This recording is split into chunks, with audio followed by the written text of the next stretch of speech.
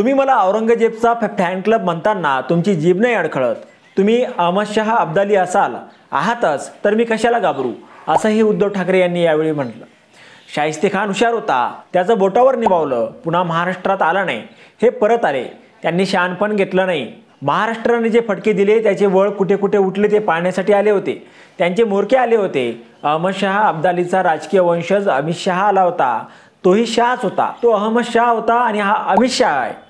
तो वळवळायला आला होता, आम्हाला हिंदुत्व शिकवता। तुम्ही नवाज शरीफची केक खाणारी अवलाद, तुमच्याकडून आम्ही हिंदुत्व शिकायचं का? तुम्ही विश्वासघात केलाय, विश्वासघात करणारा हिंदू असूच शकत नाही, असं शंकराचार्य म्हणाले।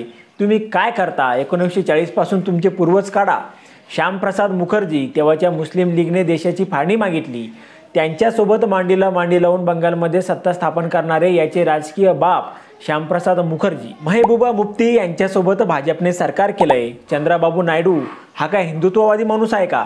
नितीश कुमार हा काय हिंदुत्ववादी आहे का? यांच्याकडे डोळे झाक केली जाते आणि आम्हाला हिंदुत्वाचं विचारता। तुमचं काय आहे ते सांगा, असा सवाल उद्धव ठाकरे यांनी उपस्थित केला। वाघ नखं आणत आहेत, त्या नखाच्या मागे वाघ नसेल तर त्याला काय अर्थ आहे?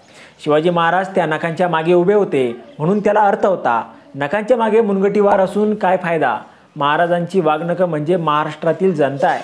हीच वाघनखं घेऊन जो अब्दाली चालत आला होता, होय मी त्याला अब्दालीच म्हणतोय। तुम्ही मला नकली संतान म्हणता तेव्हा तुम्हाला लाज वाटत नाही का? तुम्ही मला औरंगजेबचा फॅन क्लब म्हणतात, तुमची तेव्हा जीभ अडखळत नाही का? तुम्ही अहमद शाह अब्दाली असाल आहातच तर मी कशाला घाबरू? हा अहमद शाह अब्दाली पाहिजे की मी पाहिजे हे तुम्ही ठरवा, असा प्रश्नही उद्धव ठाकरेंनी यावेळी बोलताना उपस्थित केला।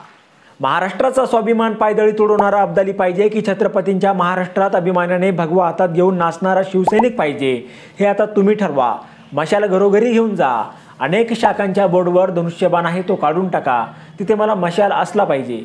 तुम्ही नखं घेऊन बसा, वाघ माझ्याकडे आहेत, भाजपकडे वाघ नाही। ही निवडणूक कधीही घ्या, पावसाचं थैमान झाल्यावर भगव्याचं थैमान होणार आहे, असंही उद्धव ठाकरे यावेळी बोलताना म्हणाले। आता यावर तुम्हाला काय वाटतं? तुमचं मत कमेंट बॉक्समध्ये लिहायला विसरू नका। व्हिडिओ आवडला असेल तर जास्तीत जास्त शेअर करा आणि आतापर्यंत राजकीय तडका आपण आपल्या या चॅनलला सबस्क्राईब जर केलेलं नसेल तर चॅनलला सबस्क्राईब करा।